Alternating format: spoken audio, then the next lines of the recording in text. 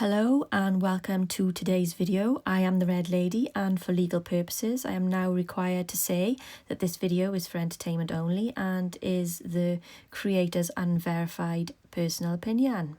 So yeah, I'm absolutely thrilled about having to make that statement, as you can probably tell. If you hear me rustling papers, it's because I'm referring to my notes. So here in this video, I'm going to talk about whether you need a spirit guide to remote view or not. Then I am going to tell you some chilling stories of why you probably do need a spirit guide to remote view. This is from my own experiences and my own personal remote viewing sessions. So, do you need a spirit guide to assist you with remote viewing? The quick answer is no, it isn't required at all. You can remote view perfectly well on your own, and if you're remote viewing general places like well-known landmarks and buildings, towns, cities, or whatever floats your boat, then generally, no, you don't. But on the flip side, I would say, yes, you do. And with myself being someone who's worked alongside spirits for 20 years or so, I can tell you that spirits are around us all the time, and if they are guardian spirits or spirit guides, then they know what you're doing, and in my opinion it only serves to help improve your remote viewing skills and to enhance your remote viewing experience if you involve your spirit guides and spirit protectors in the whole process, especially if you plan on viewing places that are, kind of taboo, like alleged alien bases or secretive organisations or clubs. For instance, the Bilderberg Group, very secretive. If you're going to be remote viewing those kinds of places or organisations, then you're definitely going to want, you're going to need at least one powerful guide with you if you can. And if you work with a lot of spirits like I do, then, I always ask my entire crew to accompany me during my remote viewing sessions these days. Now, I'm going to give you an example of why that is the case. And this I discovered the hard way, because if there are beings at these places who can sense you're remote viewing them, they know you're watching, they will kick you out. And not in a nice way. The same goes for any dodgy elite organisations. If the people in those organisations have particular spirits or beings watching over them or protecting them, and they do, okay, you'll get kicked out for trying to spy on them too. And what is most often the case is that these beings are the ones that are at the heart of these types of organisations. So be warned, remote viewers can and do get kicked out of places that they are not supposed to be viewing. So now I'm going to tell you the story of how I learned this. Number one, the hard way, and number two, give examples of how a spirit guide or team will prevent you from viewing any further, usually for reasons that are for your own benefit or protection. Now, this story is completely true. Okay, true story, bro, and is taken from my own personal remote viewing session records. So here we go, brace yourselves. So my sister came to stay with me for a while, and I was telling her about my remote viewing and showing her some of my session notes and sketches, and she said, oh, that's cool, I want to try it. And I'm like, yeah, why not? I had a box full of various targets that I wanted to remote view, and so I selected 2 blind targets from the box, put them into envelopes, target 1 and target 2. I didn't know what the targets were, and neither did she. So on her very first remote viewing session, viewing target 1, she picked up some awful stuff like a lot of screaming, sadness, pain. She felt tightness in her chest, struggling for breath. She also picked up on like lush green jungles and rivers and mountains, like kind of tropical, but she couldn't pinpoint the exact place. Then all of a sudden she gets this really loud, she says, like undescribably, like unhuman voice shouting, "Rock, no. So, you know, she says it was kind of like a voice you would hear in like a horror film. It was really just, ooh, not very nice. And it wasn't human, and she got a terrifying feeling. And so we ended the session. Now, first of all, the word ruck is used, as amongst other things, is used to describe ordinary run-of-the-mill people, okay?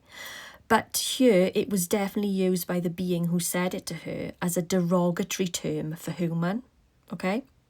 Now, my sister identifies as a witch, and she is a witch, but nonetheless, to this being, she was a common human and referred to as such by the derogatory term that he used as a ruck, okay? So, ruck, no. Now, turns out that she was remote viewing an alien base in Antarctica, okay? Now, I don't know if any of you have heard about Antarctica and how there is this rumour that there's a large hole there, you know, as an entrance to like an inner world, like deep down inside the hole there are like these jungles and vegetations, you know, which is what she said she saw. Now, I knew about this rumour. That's why I added it to my box of blind targets, because I wanted to check it out for myself. But she didn't know anything about the Antarctica hole or the inner world rumours. So I totally forgot that target was in the box amongst approximately about 60 other potential targets to have randomly picked. So that was my mistake. Now, I probably should have drawn up a couple of easy blind targets for her to remote view rather than let her pick from my target box, okay? So, anyway, as she viewed an Antarctica ET base, she picked up the horrible things going on there, and she picked up this stunning inner world, which is heavily guarded by reptilians, and she got kicked out. And it absolutely terrified her. And that's no joke. I know I'm laughing, but it's not funny. So anyway, even so, she did go on to view, very bravely so, go on to view her second target. So at first, viewing the second target, she felt some pulling on the paper, like someone trying to pull the paper out of her hands or trying to, as if they didn't want it to continue. Now, that was one of my major spirits that I work with, and my sister sensed that because she's familiar with some of the spirits that I work with, okay? So that shows that they do get involved. Now, her remote viewing target 2, which turned out to be the island of Malta, okay? And at the island of Malta, remote viewing, she picked up on glass, which was correct for the target because Malta is world renowned for its exquisite glassmaking. She also picked up on a lot of men, sword fighting and suits of armour.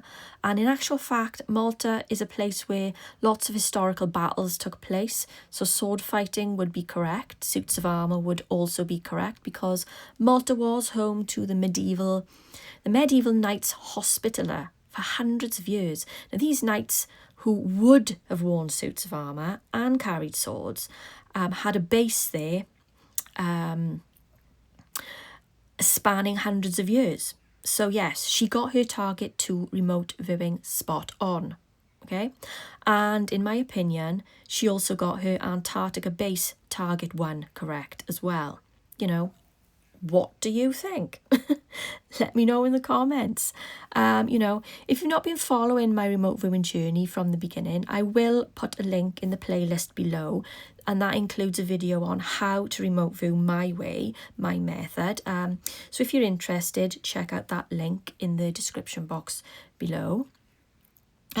So last but not least, just one more remote viewing session example to cover here, and this is a very recent session that I viewed alone because that's my usual approach to viewing blind targets. So in this particular session, I picked up on quite a few things. I picked up on a portal. I got the sense of trying to survive and the feeling of like craziness, and I got cold and very chilly. It was a cold place. I saw like a very crude image, like a matchstick man drawing. A very simple vision of like someone held up by both arms and they were wobbling about and, you know, very unstable. Almost like it was a crude image of someone being kind of chained up with their arms up, that type of thing. So I picked up clearly on ET energy. I picked up on genetic experimentation and the production of hybrids. And then all I got were swirling clouds and what I can only describe as like a mass of cobwebs that I just couldn't see through. You know, I had been blocked. It was clear to me that I was blocked. I couldn't see anything. My eyes started itching and burning, and I had to go wash them out with cold water. So I asked, you know, why was I blocked and who blocked me? And turns out it was my own spirit team. Now, they basically told me that they didn't want me to view that target in depth, and I'll tell you what the target was in a minute. They didn't want me to view that target in depth because it would have affected me badly, and that I had enough going on at the moment. It was something I just didn't need to see right now. And I actually agreed with them for once. I do argue with them a lot on a lot of points, but you know, they're all, well, I'd say they're usually right. They're always right. But yeah, I did agree with them for once. I've got a couple of things going on in my personal life right now, you know, some stressful stuff. I'm going through a breakup, and I didn't need to see that target in depth, like at that particular time. So they blocked me from viewing the target in depth, but what they did do in a sanitized way was to tell me what was there, such as the cold, the chained up figure, the hybridization, the ET energy. They gave me that information, kind of like, you know, we don't want you to look right now because it will affect you badly and you don't need that in your life right now. But what we will do is we'll tell you what's there in a more sanitized fashion. And that's what my spirit team did for me in that session, which when I looked to find out what the target was, it was an Alaskan ET base. Okay. So that made a lot of sense to me then. And back to the question and the entire focus of this video, you know, do you need a spirit guide to remote view? In my opinion, yes. Yes, you do, because they take your best interests at heart into consideration when you're remote viewing. You know, they provide protection, and if you get blocked, whether by them or by another potentially hostile being, they can always give you that information more constructively, rather than have you go through the horror of viewing it and experiencing it during your session. So if you're an empath like me, remote viewing something negative, it will affect you to your core. Because remote viewing isn't just about seeing what's there.